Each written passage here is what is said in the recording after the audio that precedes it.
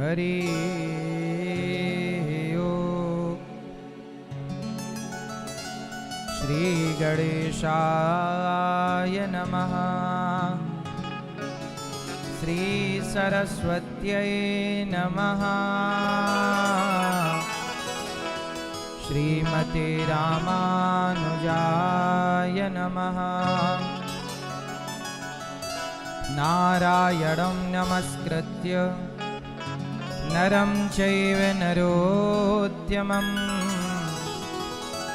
देवीं सरस्वतीं व्यासं ततो जयमुदीरयेत्।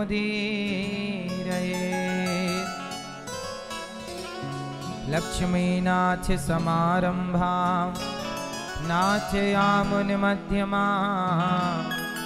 अस्मदाचार्यपर्यन्तां वन्दे गुरु परम्पराम्। जय जय श्री राधा रमण, जय जय नवल किशोर, जय गोपी चित चोर प्रभु, जय जय माखन चोर। जय जय माखन चोर, जय जय माखन चोर। राधा मेरी मात है, पिता मेरे घनश्याम, इन दोनों के चरणों में मेरा कोटि कोटि प्रणाम। मेरा कोटि कोटि प्रणाम, मेरा कोटि कोटि प्रणाम। आए हो तो प्रेम से लो हरि का नाम, सब भक्तों को अनिरुद्ध की जय जय राधे श्याम। जय जय राधे श्याम, जय जय राधे श्याम, जय जय सीताराम।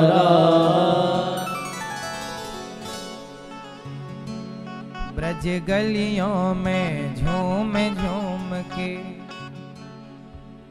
मन की तपन बुझाओ, राधे राधे गाओ,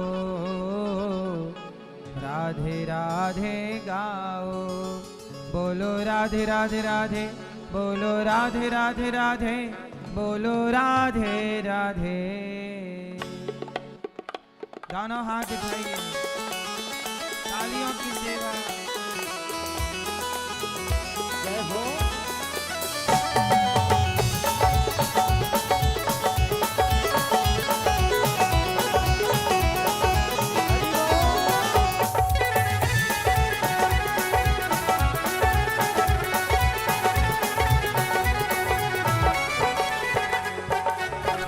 गलियों में झूम झूम के, हम ब्रज गलियों में झूम झूम के, ब्रज गलियों में झूम झूम के, हम ब्रज गलियों में झूम झूम के, मन की तपन बुझाओ, राधे राधे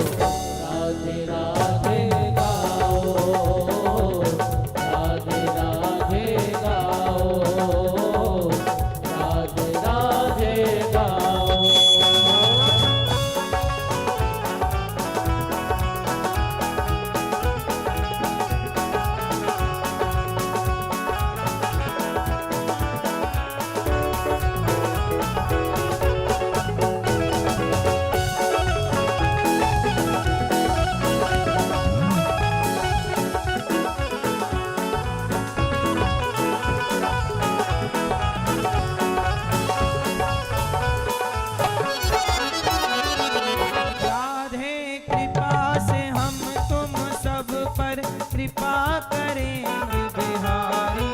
हो खोज खोज कर हार चुके हम, सुन लो शाम हमारी। राधे कृपा से हम तुम सब पर कृपा करेंगे बिहारी।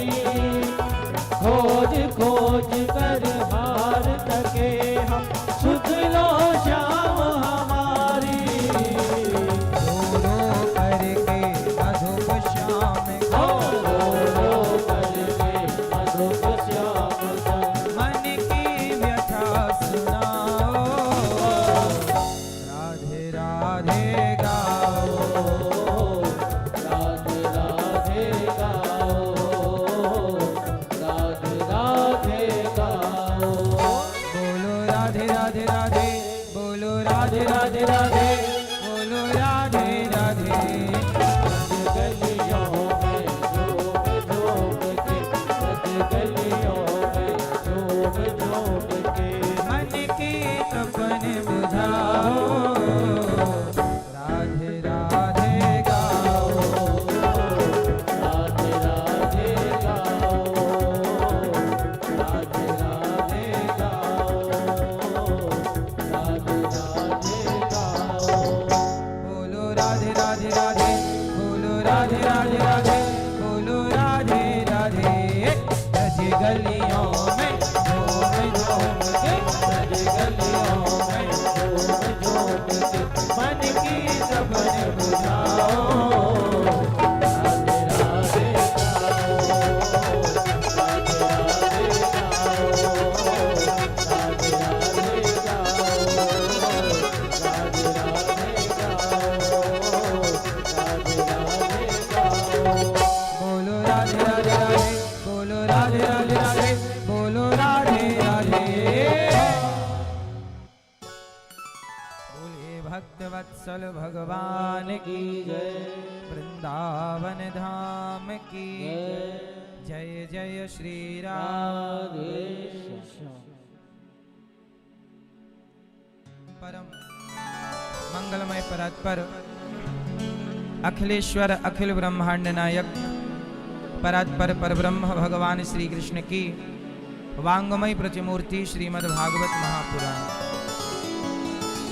दूर दूर से आई हमारी माताएं बहनें श्रोतागण भक्तगण साधना टीवी श्रद्धा टीवी पर कथा का रसपान कर रहे सभी भक्तजनों को जय श्रीमन्नारायण, जय श्री कृष्णा, राधे राधे। स्वागत है आप सबका आज की मंगलमयी अमृतमयी कथा में। ये भगवान की कथा में आप सब आए, बहुत बहुत स्वागत सबको। जय श्रीमन्नारायण, जय श्री कृष्णा, जय गौरी गोपाल, राधे राधे। राधे राधे। कैसे हैं आप लोग? इस पावन कथा में हमारे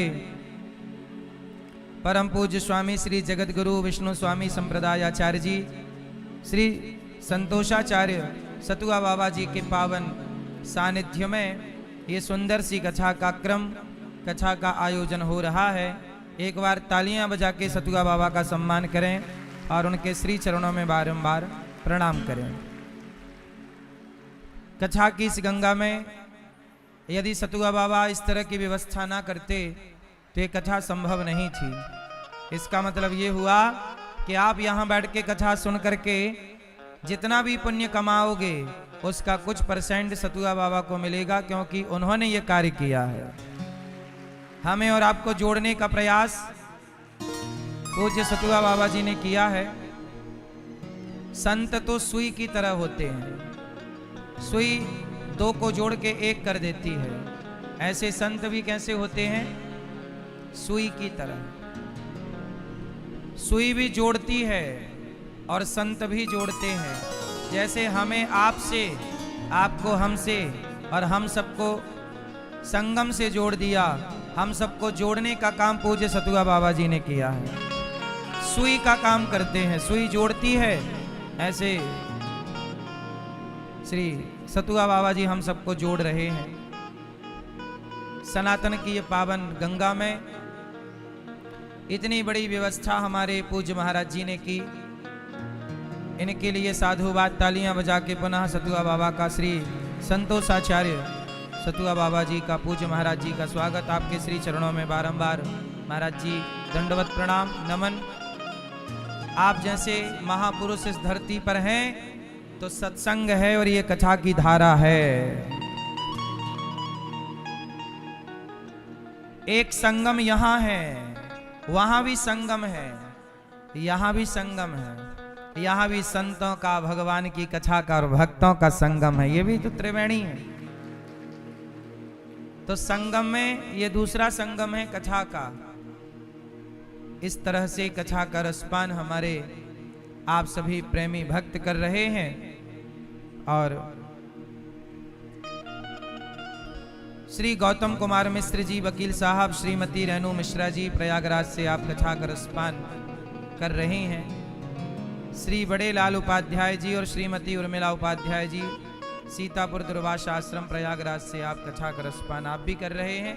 और आज हमारे जयपुर से श्रीमान जुगल किशोर डेरे वाले जी और श्रीमती राजकुमारी हमारी मैया जी जयपुर से डेरे वाले परिवार से आप आए हैं। और ये भी गृहस्थ संत ही हैं जो संतों की तरह अपना जीवन संतों की शरण में, संतों की सेवा में अपना जीवन गुजार रहे हैं।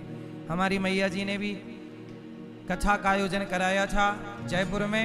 और अभी कुछ ही समय हुआ है वृंदावन में सभी अपने भक्तों को ला करके, सैकड़ों लोगों को ला करके और सबको 84 कोस की यात्रा कराई। उसमें पूज्य सतुआ बाबा भी उपस्थित थे।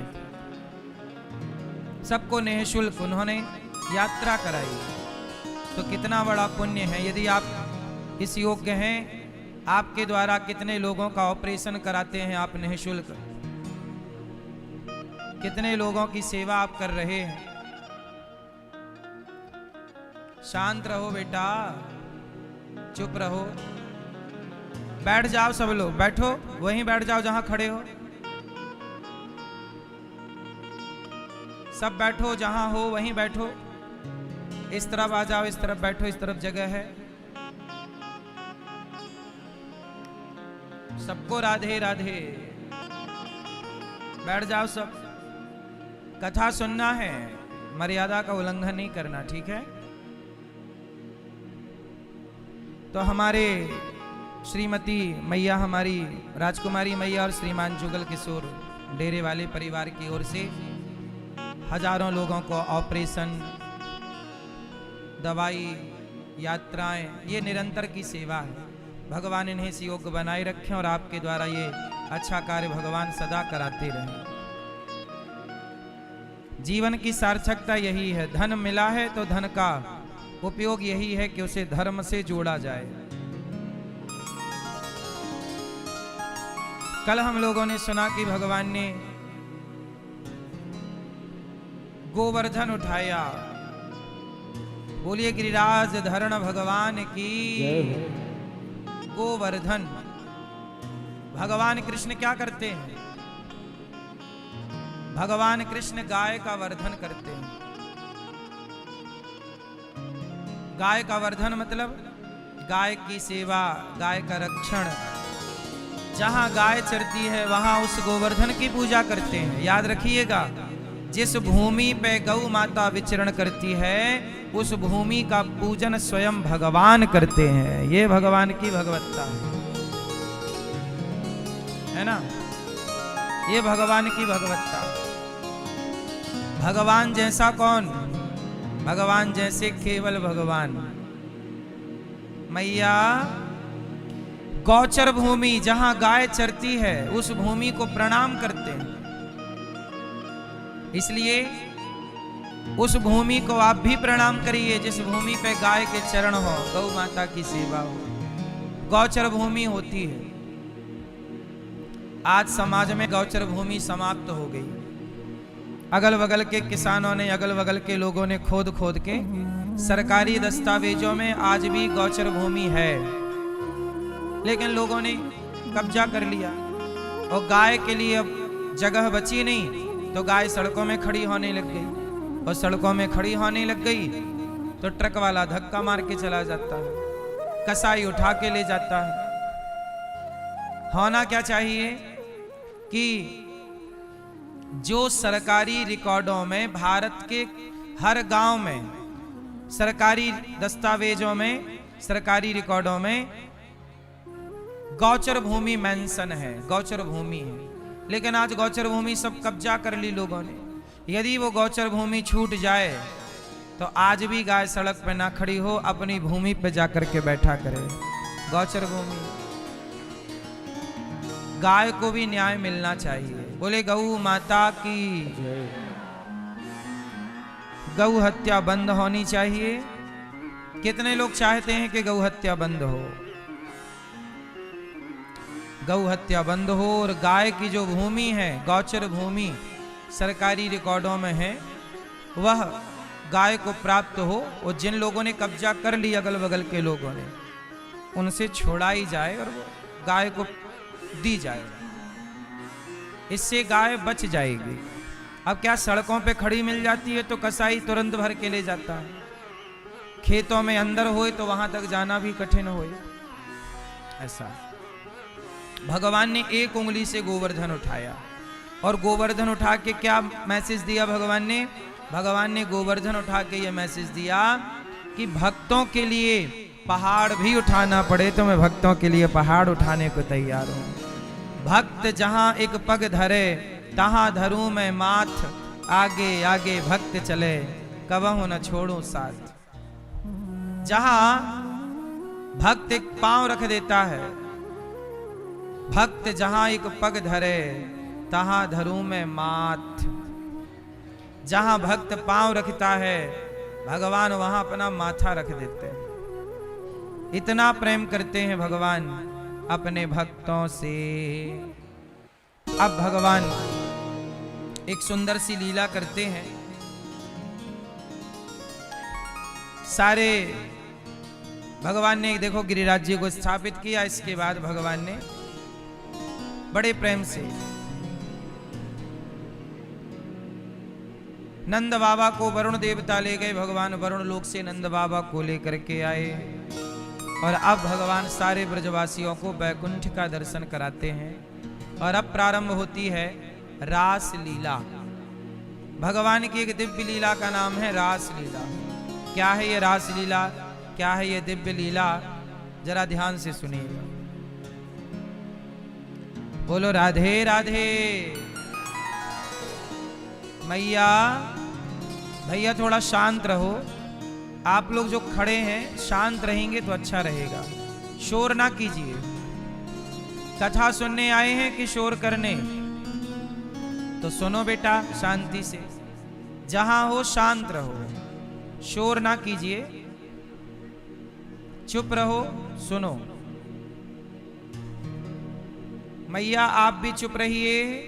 जिसको जाना है जल्दी से जाओ, बैठना है जल्दी से बैठो, शांति से सुनिएगा। अब जो प्रसंग सुनाएंगे वो आप सबके कल्याणकारी प्रसंग हैं। आज भगवान ने शरद पूर्णिमा की रात आई, और शरद पूर्णिमा की रात्रि भगवान ने भगवान पिता रात्रि शरदोत्फुल्य मल्लिका वीक्षरन्तुं मनश्चक्रे योग मायामुपाश्रितः। आज भगवान ने शरद पूर्णिमा की रात्रि को बांसुरी बजाई। आज कौन सी रात आई? शरद पूर्णिमा। बांसुरी बजाई, गजब की बांसुरी बजती है वृंदावन वसैया की, करूं तारीफ मुरली की या मुरली के बजैया की। आज भगवान ने बांसुरी बजाई, और जब बांसुरी बजी तो गोपियों को बुलाया भगवान ने। निशम्य गीतम तदनंग वर्धनम ब्रजस्त्रियः कृष्ण गृहीत मानसाः आजग्मुरन्योन्यमलक्षितोद्यमाः सयत्र कांतो जवलोल कुंडलाः। आज भगवान ने गोपियों का आवाहन किया। सारी गोपियां अपना काम कर रही थीं। कोई गाय दोह रही, दोहंत्यो भी अयोः काश्चित दोहम हित्वा समुत्सुकाः। एक गाय दोह रही थी कि गोपियों ने बांसुरी की तान सुनी और गाय दोहना छोड़ा।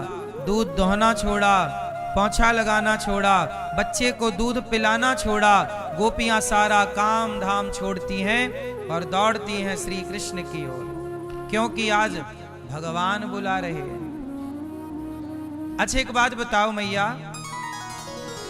काम कर्म जरूरी है कि धर्म जरूरी है?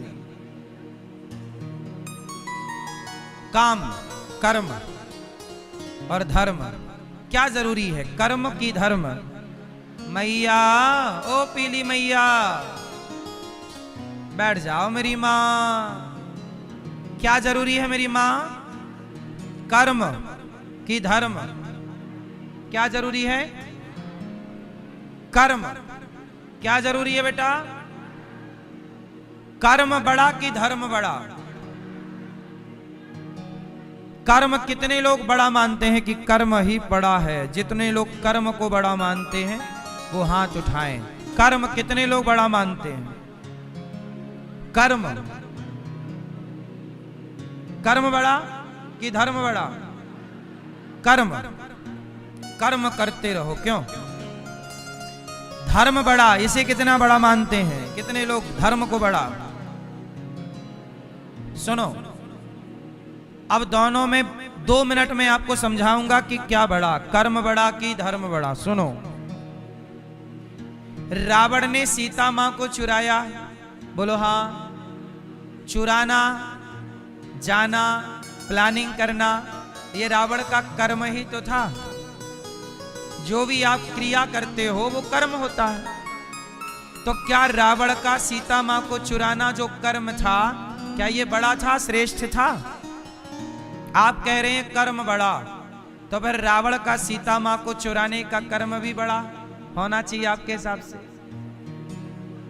क्यों भैया? क्या कर्म बड़ा तो रावण का सीता मैया को चुराना ये कर्म बड़ा है? अच्छा, रावण ने सीता मां को चुराया, सही है किया कि गलत किया? जोर से मैया, सही किया गलत किया? क्यों गलत किया? अर्थात क्या गलत था? उसका कर्म ही तो था। आप कह रहे हैं ना कर्म बड़ा, तो क्या गलत था उसमें? रावण के कर्म में धर्म नहीं था। रावण के कर्म में क्या नहीं था? क्या किसी की पत्नी को चुरा लेना धर्म है? इसका मतलब कर्म वही करना चाहिए जिस कर्म में धर्म हो। यदि आपके कर्म में धर्म नहीं है तो आपका कर्म कभी भी बड़ा नहीं हो सकता। तो वही कर्म बड़े हैं जिन कर्मों में धर्म हो, इसलिए धर्म नहीं। अब जैसे कसाई गाय काटता है, उसका भी कर्म है, लेकिन क्या उसका कर्म बड़ा है? जैसे कि आपने कहा कर्म बड़ा है, तो कसाई का गाय काटना कर्म बड़ा है, क्योंकि उसके कर्म में क्या नहीं है? जोर से, जिस कर्म में धर्म ना हो वो कर्म आपको पापी बना देता है। कर्म से ही पाप और पुण्य का निर्माण होता है। मैया, कहां बात करने लग गई मेरी मां? कर्म से पाप बनता है और कर्म से पुण्य बनता है। जिस कर्म में धर्म नहीं होगा तो वो कर्म में अधर्म हो जाएगा, और अधर्म हो गया तो वो बन जाएगा पाप, और जिस कर्म में धर्म होगा वो कर्म बन जाएगा पुण्य। तो कर्म से ही पाप और पुण्य का निर्माण होता है। इसलिए कहता हूं, कोई भी कर्म करना चाहिए, उस कर्म के पहले धर्म को देखना चाहिए कि मेरे कर्म में धर्म है या नहीं, कहीं धर्म का लोप तो नहीं हो गया। और भगवान कृष्ण क्या कहते हैं गीता में?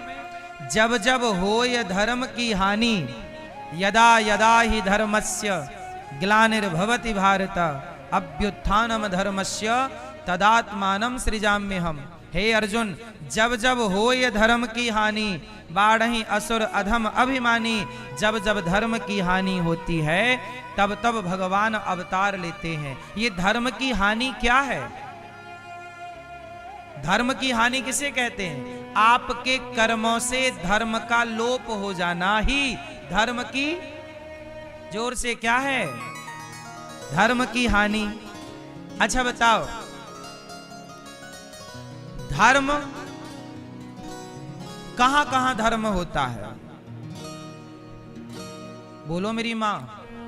आपका जीवन धर्म से चलता है कि संविधान से चलता है? जोर से। आपका जीवन धर्म से चलता है कि संविधान से? जोर से, जोर से। किससे, किससे? ये देश चलता है संविधान से, पर हमारा और आपका जीवन चलता है धर्म से।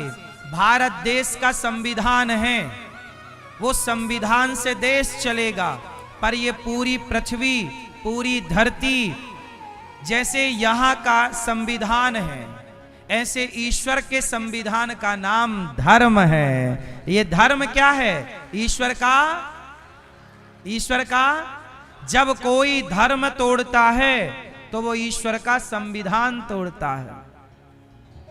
अब बताओ, परिवार धर्म से चलता है कि संविधान से?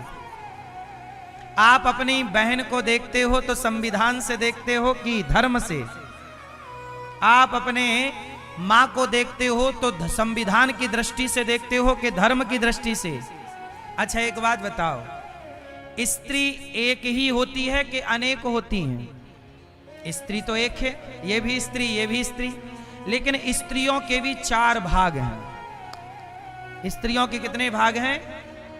स्त्री का, एक स्त्री का नाम है मां, एक स्त्री का नाम है बहन, एक स्त्री का नाम है बेटी, और एक स्त्री का नाम है पत्नी। 4 स्त्रियां हैं। बोलो हां, बोलो हां।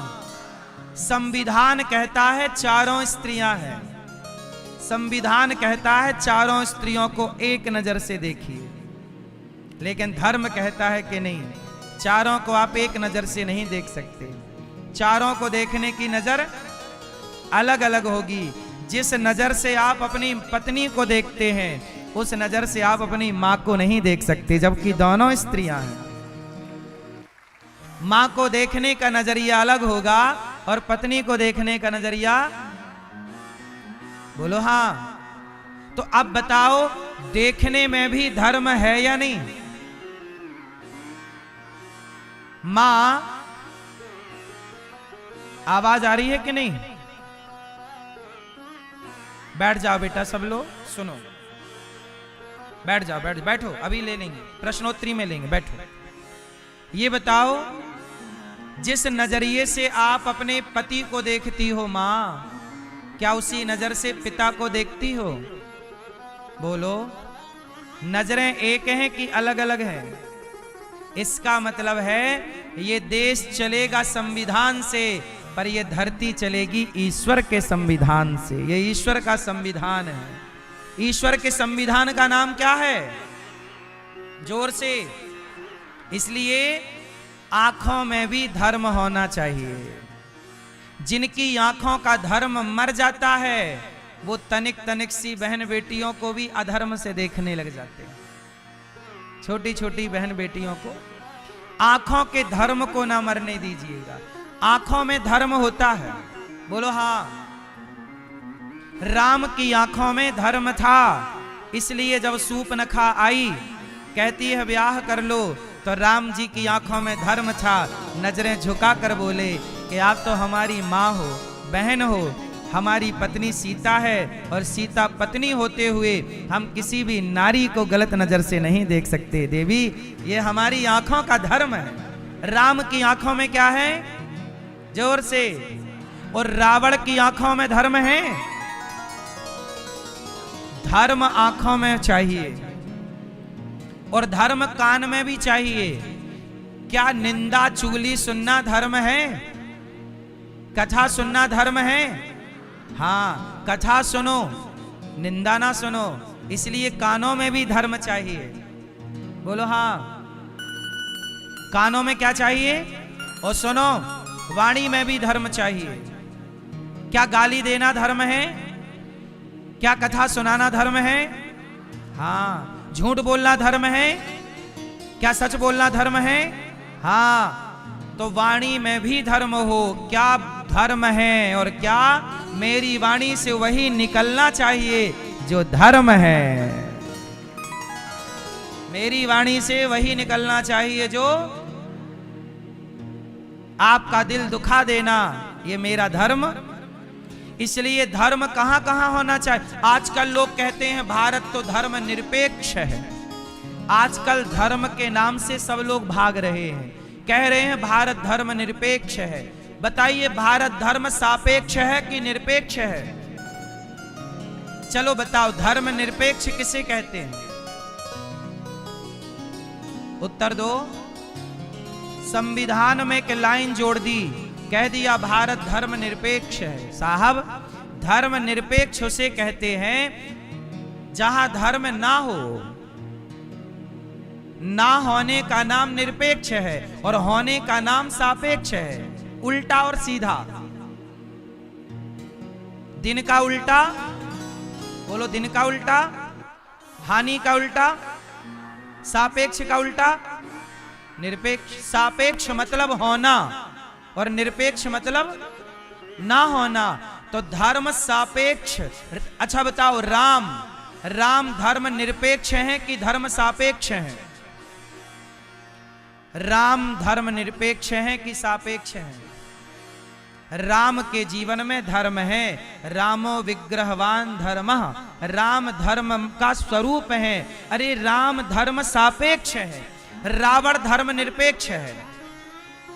रावण धर्म को नहीं मानता और राम धर्म को, जो धर्म को ना माने वो निरपेक्ष है और जो धर्म को माने वो सापेक्ष है। तो अब बताओ, ये भारत निरपेक्ष है कि सापेक्ष है?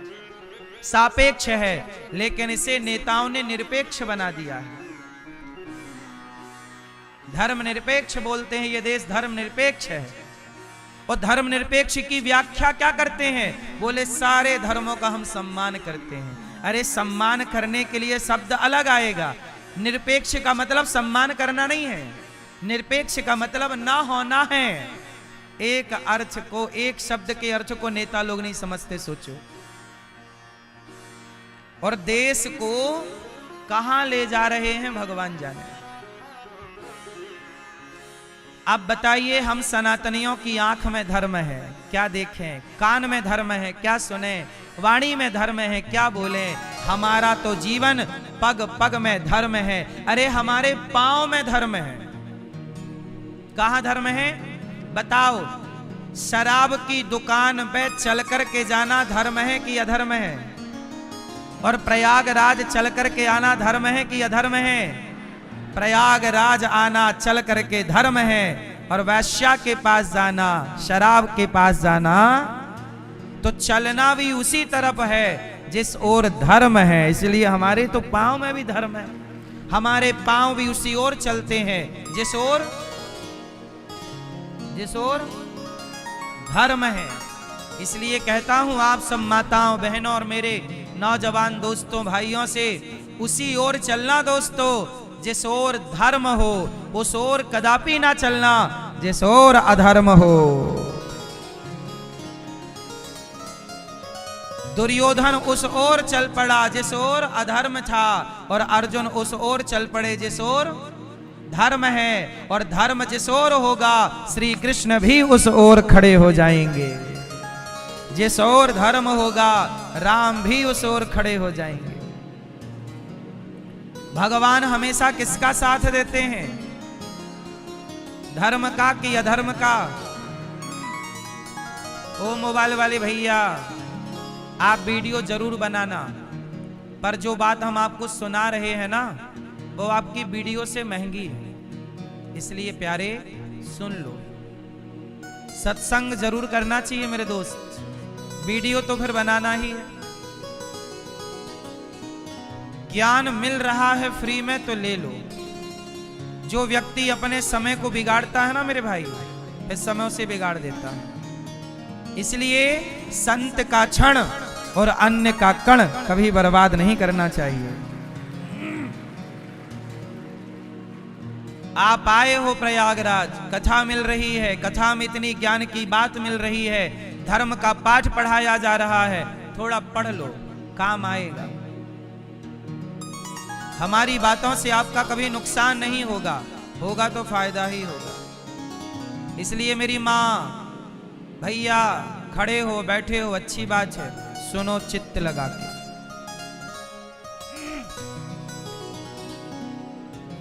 तो हमारे वाणी में क्या हो, इसलिए जब कृष्ण ने बांसुरी बजाई, सारी गोपियां अपना काम धाम छोड़ करके भगवान के समीप आ गईं और गोपियां अपना सब छोड़ आईं। भगवान के लिए सब कुछ छोड़ देना ये धर्म है कि अधर्म है? अच्छा ये बताओ, भगवान के लिए गोपियों ने सब छोड़ दिया, सही किया गलत किया है? गलत किया, सब कुछ छोड़ दिया। अच्छा एक बात बताओ, आप लोग सब कुछ ना छोड़ो तो भी एक दिन सब छूट ही जाएगा। आपके दादा परदादा ने छोड़ा छोड़ी था कुछ, सब छूट गया।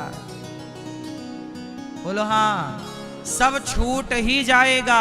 इसलिए कहता हूं कि सब छूट जाए उसके पहले ही आप सब छोड़ दो।